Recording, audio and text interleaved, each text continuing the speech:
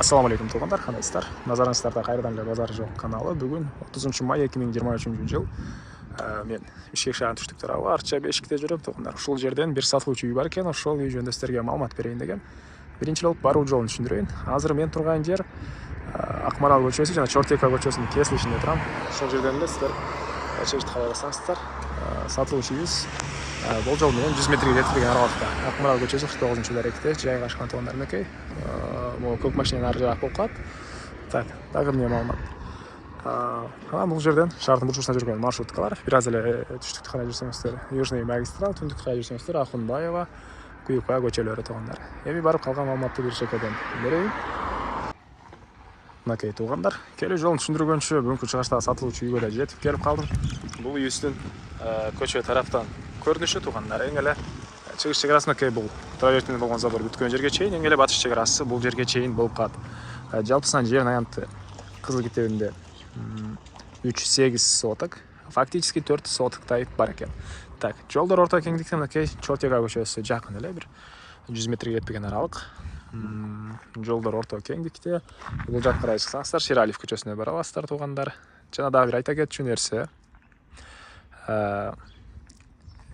Природный газ, центральный канализация, суу, свет баары бар жана мына бул жерден район жал көрүнүп турат. Бул жагы жал болуп кетет туугандар. Так, дагы эмне маалымат? Эми коросуна кирип калган маалыматты бир чекеден берейин. Көчө тараптан көрүп тургансыздардай дарбаза жана бул жагынан калитка. Айта кетчү нерсе, эки мектеп жакын жерде мынакей. Могу бирөөсү жаңы эле салынган чоң мектеп туугандар. Бул мектеп көрүнүп турат сатылуучу үйдөн. Дагы мындан башка бир мектеп жакын жерде, садиктер деле бар экен. Жана ошондой эле жалда деле туугандар түрлүү мектептер бар. Китайский школа да ошол сыяктуу мектептери бар. Эми андан ары калган маалыматты бир чекеден берейин. Мынакей бул короосу жеринин аянты жана айтканда 3-8, фактически 4 сотоктай бар.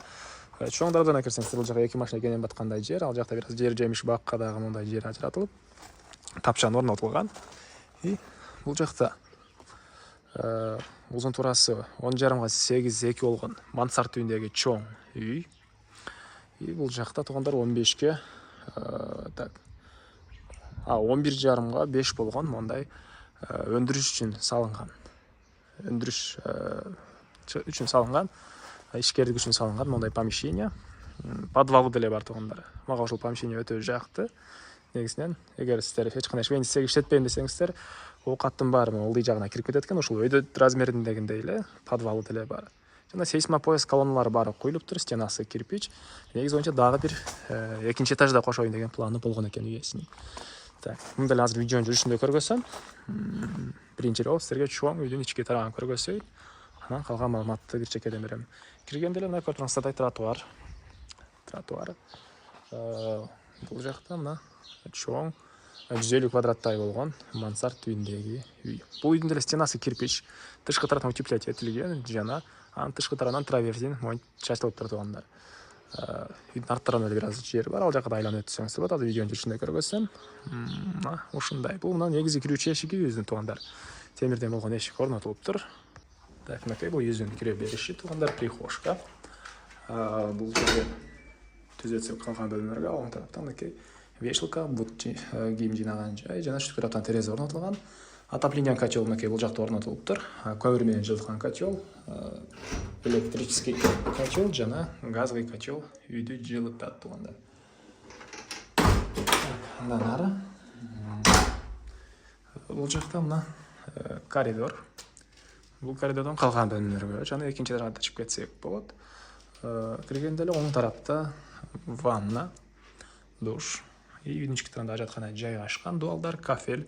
Чыгыш тараптан форточка туугандар. И түз эле кирсек, бул жакта мынакей кухонный мебелдер, раковинага суу чыгарылган, газовый электрический плита. И чыгыш тараптан чоң мындай терезе орнотулган. Чугунный батареялар. И көрүп турганыңыздардай ремонт туугандар. Так, андан ары бул жагында зал. Окей, батыш тараптан чоң терезе, темирден болгон решетка бар.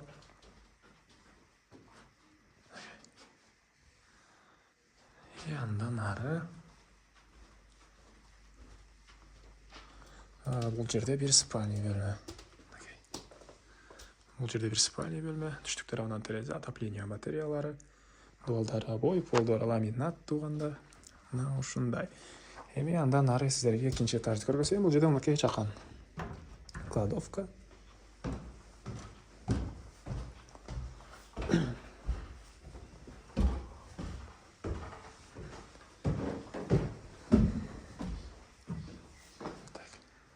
Кладовка. Түз эле чыксак мындай коридор. Бул жерде дагы бир кладовка. Оң тарапта бир балдар бөлмөсү. Чыгыш тараптан терезе. Андан кийин экинчи дагы бир балдар бөлмөсү. Чыгыш тараптан терезе, отопление батареялары. Бул жакта катарынан дагы эки бөлмө жайгашкан. Мынакей.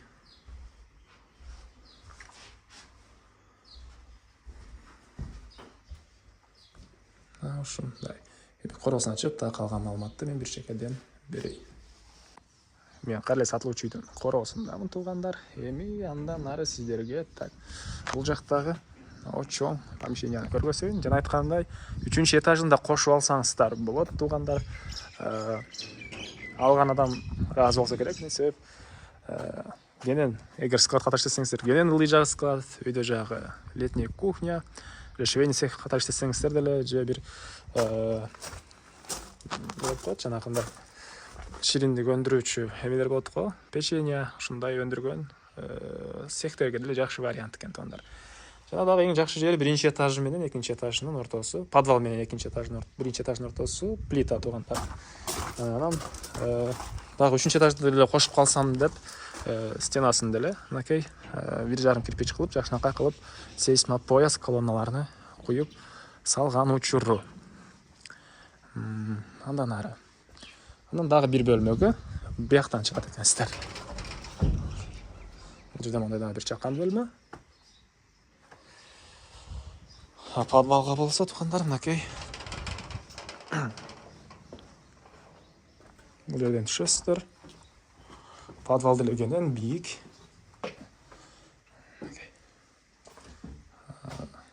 Шпаклёвка көрүп тургансыздар ремонт. Буга чейин бир аз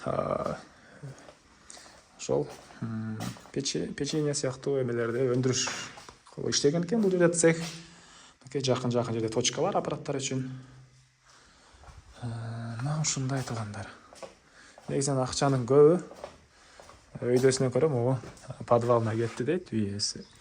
Арматураларды тыштап, темирлерди тыштап, ошол сапаттуу кылып өзүм үчүн салган дейт. Азыркы учурда бул үйдү кээ бир себептерден улам сатып аткан өчүрү негизи боюнча бардык курулуштар өзүм үчүн салынган дейт.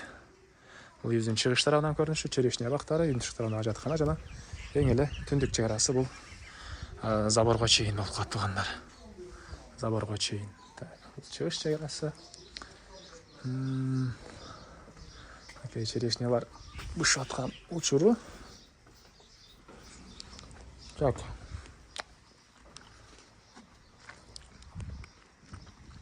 Не маалымат калды? Айтылбаган бир эле баасы калды окшойт. Бул үйдүн баасы туугандар $145,000 сурап атыптыр үй ээлери. Анан дагы сүйлөшүү болот. Эси номер менен экранга эсителдеп калтырам. Звонок кылып сүйлөшүп көрүңүздөр, сүйлөшүү болот.